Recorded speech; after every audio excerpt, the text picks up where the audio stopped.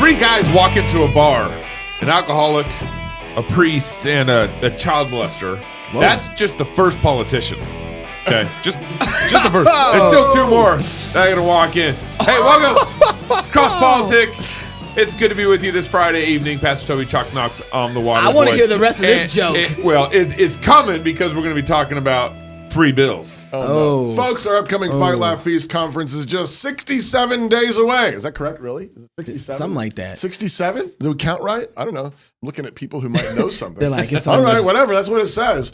It's going to be in Knoxville, Tennessee, October 6th to the 8th. Remember, it's lies, propaganda, storytelling, and the serrated edge. Hey, you know who confirmed with me today? Who? Megan Basham. What? Oh, awesome.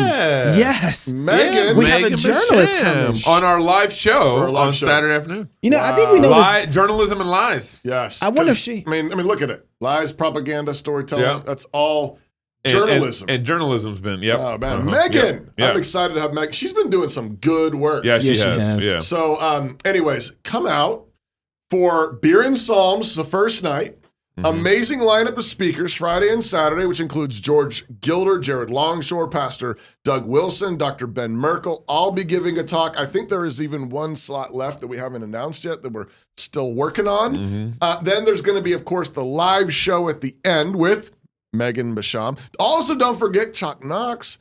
Yeah. He's going to be sitting down with Pastor and Mrs. Wilson and Dr.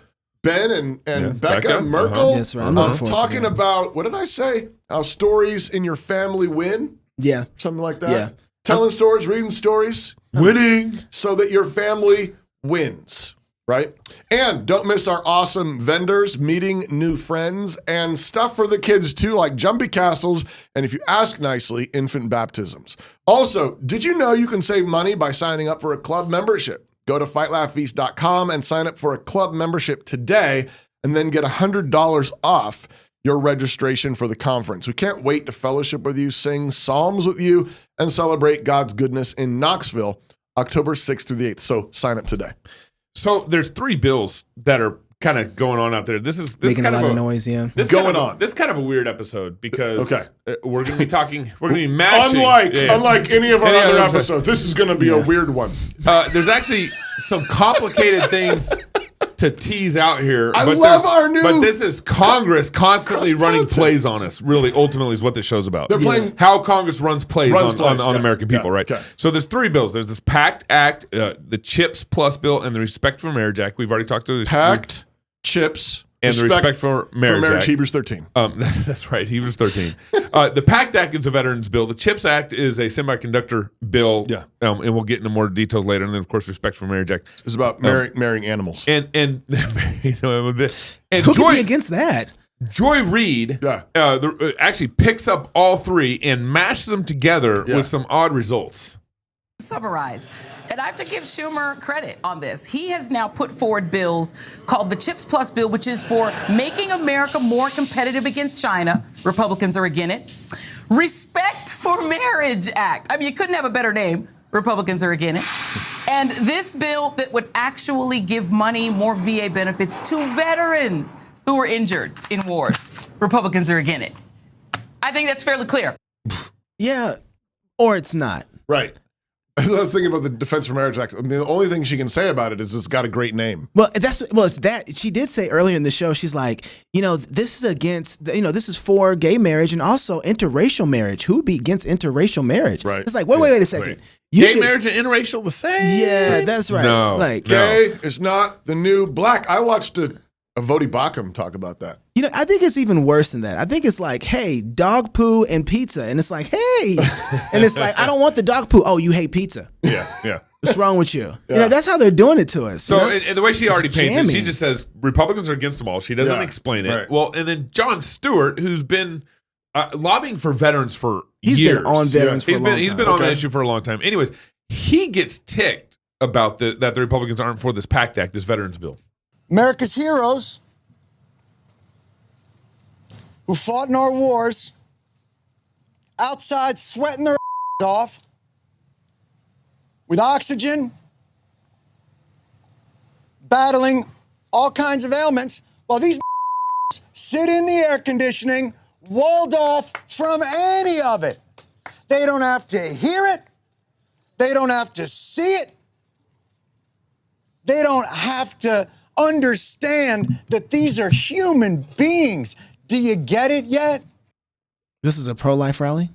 I know, seriously. It sounds like a pro-life rally. Remember under the Biden administration, the Obama administration. You keep doing that. Joe Biden. Veterans and veterans hospitals got into horrible condition. Yeah, I remember that. And the healthcare, not the actual physical hospitals, but the healthcare for veterans went really south under the Biden administration. But why would the Republicans be? They're for veterans. They've always been. I don't understand John's response here. Well, I think, there's a couple different things going on. So first, the bill was passed in the House. It went to the Senate. Everybody voted for it. While it was at the Senate, though, Republicans originally voted for it. While it was at the Senate, they made an amendment to the bill, or they changed something in the bill that made some discretionary spending go over into mandatory spending. Okay. When they did that, all the Republicans voted against it. Oh.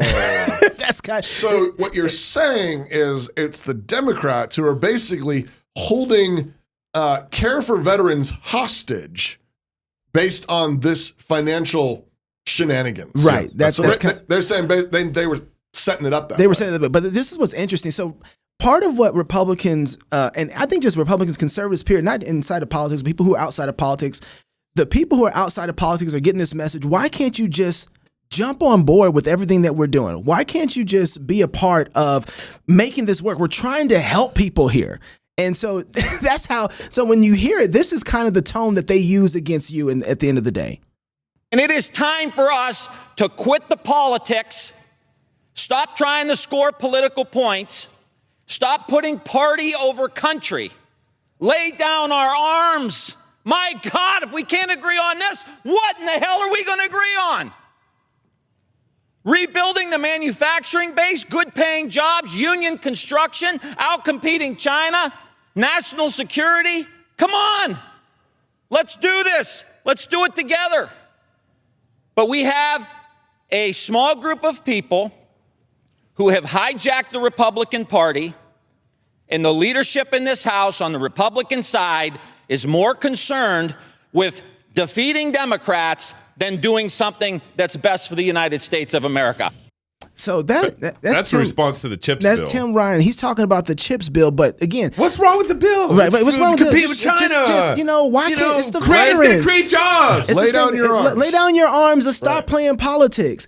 And then, here's the deal. When I first saw this, I saw this last night, and I was like, man, that seems very compelling. Why wouldn't Republicans support something like the Veterans Act or the CHIPS bill? I understand the respect for marriage. But that's obvious. The other one isn't so obvious to me because with the CHIPS bill, you are creating a whole bunch of jobs, right? With the Veterans Act, they've given government doesn't really create jobs, but I understand what they're after here. But with the Veterans Act, hold on, these guys given their lives. Right. They have putting their lives out there on the line for us to have these lovely freedoms. Some this should smells be fishy. very simple. Yeah. And then Representative Toomey came out, and this came out on the 23rd. By the way, this is the 29th. Yeah. So on the 23rd, he decides to present an amendment to the bill. Listen to this because this is powerful. This is a very good observation from Toomey. Let me be clear. The nature of my objection is not about the fact that this legislation authorizes about $280 billion, I think, I'm going to start it at a for certain time so I can match his. health care for veterans that resulted from toxic exposure. What everybody should be aware of is that absent this legislation, existing statute already obligates the federal government through the VA to spend about $400 billion over the next 10 years. Do they need another $280 now, billion? the $400 billion that we were already going to spend is put under the discretionary spending caps in that category of discretionary spending because, as you know, Mr. President, discretionary spending is limited. There's a cap every year on how much can be spent in this discretionary spending category. There's one other category of spending around here. That's mandatory spending. That's not subject to caps. That's just unlimited, whatever. The legislation puts the $280 billion in new spending in the mandatory spending category. What's really outrageous is in this legislation, they take the $400 billion that was going to be spent anyway They take that out of discretionary spending and move it over to mandatory spending. Now, why would they do a thing like that? The reason is because that way you create a big gaping hole in the discretionary spending category, which can be filled with another $400 billion of totally unrelated spending. Who knows on what? I'm going to suggest the modification to the unanimous consent request, and that would be, it's very simple. It says nothing about the $280 billion in new spending that's permitted under this legislation. It simply would keep the $400 billion that we were going to spend anyway, keep it right in the category that it's always been in. Sounds so reasonable. Now- So he said nothing changed in the bill, Right. except for that funding mechanism switch. And so what I mean, first of all, where are the Republicans? Pastor. John Stewart, Joy Reid, people, what's the guy's name that just went, saying, Tim why, Ryan. why, Tim Ryan. why Tim the Ryan, hell yeah. can't we come Tim together? Ryan. Yeah. I mean, people, like, this should be getting pounded. The Democrats are holding veterans hostage. Okay, so what's today? The 29th. Yes. This happened on the 23rd. So that was 6 a week days ago. So- 6 days ago. So why is it that Toomey didn't come out and say, hey, you guys, we love our veterans. Right. We are the people who fly the flag for the veterans more than any other party. Yeah. Right? Why is it that the liberals and the Democrats are going to hold our veterans as a form of hostage in order to be able to create a gimmick mechanism that gets them unlimited funds? So they can get more money for whatever they want to do. their pet projects are. This is be ashamed. Why can't we come together? Because they're holding the people who we love hostage, and that is a shame. That's the answer to John Stewart. That's the answer.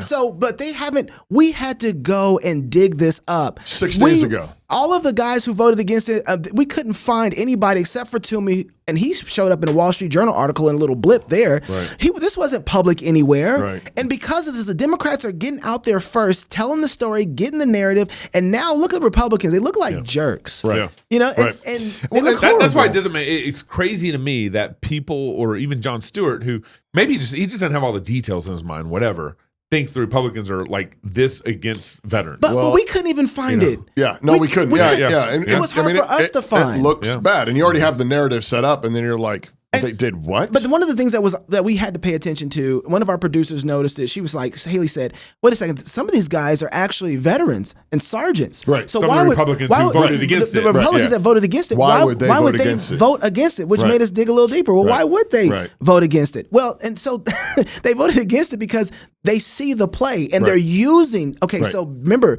the sex. What is it? The Respect for Marriage Act. But the Sex with Animals Act. I was thinking about Leviticus 18 Act. But what they did was they put interracial marriage right next to homosexuality. That's what right? Joy Reid did. They Right. jammed you. Yep. Right. So now they're taking veterans and say, you know how we can get more money? Yep. We can change and put a gimmick inside of the spending bill, and we use Right. veterans as the way. And so they jam you every time. Yeah. What, you hate veterans? Right, exactly. Right. And so What, you're for interracial? You're against interracial marriage? You're a racist. You're a racist. Exactly. And you're against job growth. And for you're the CHIPS against bill. competing with China. Yeah. And so you got $280 billion that goes to this bill, Right. right? And this veteran bill, and you have $280 billion going into the CHIPS bill. Into the semiconductor Yep, bill. Now, yep. this is what was interesting. The semiconductor bill, $280 billion. We've known we had a problem with semiconductors for a while, ever since the pandemic, and mainly because most of them were made in China. Right. So it makes sense that, hey, we got to Figure stop. out how to get this going in our country. Yeah. Because if they're able to make semiconductors, and guys, we use semiconductors in everything. Everything, right. Everything that's digital is semiconductor in some way or another. So it makes sense that we would want to get some of that production in-house so we can trust these people. But what they've done with the semiconductor bill, $280 billion, there are $52 billion worth of grants that In the bill. that Intel can have. But there's a caveat to this. In order for you to get that money, a certain someone has to sign off on the bill. The bill required that I personally have to sign off on the biggest grants before they can be dispersed. It's not sufficient. I've got to sign off on the big ones. So So I wait. got to sign off on the big big ones. ones. And you know that this so there's a couple things here. This bill dedicates public money to fostering a domestic semiconductor industry. Okay. That's the goal of the bill. Yep. And my dad worked for Texas Instruments, Intel, Hyundai Semiconductors, Micron, Air Liquide, all the stuff. And that industry has money. Yeah. Like this is crazy that we're giving this much money to this industry. What else is in there? Funny you should say that. So this bill, okay, let me say real quick. Go ahead. So the bill will include money, allow for these companies to apply for it. Intel, Taiwan Semiconductor Manufacturing. That's not what? That's supposed to be all American. What's going on? Global Foundries, Micron Technology, Applied Material, so forth. So it's not even all going to America. Well, there's incentives that are trying to make sure that the chip manufacturers make sure that they build local plants. So they're trying to incentivize that. Hi, I'm Robert Borton, CEO of Classical Conversations, the world's largest classical Christian homeschooling community. I'm launching a new podcast, Refining Rhetoric. If you like CrossPolitic or just listen to hear what crazy stuff they're saying today, you will enjoy Refining Rhetoric. You can find us on your favorite podcast platform. I practice the 15 tools of learning by interviewing great guests, looking at current events, and talking about cryptocurrency.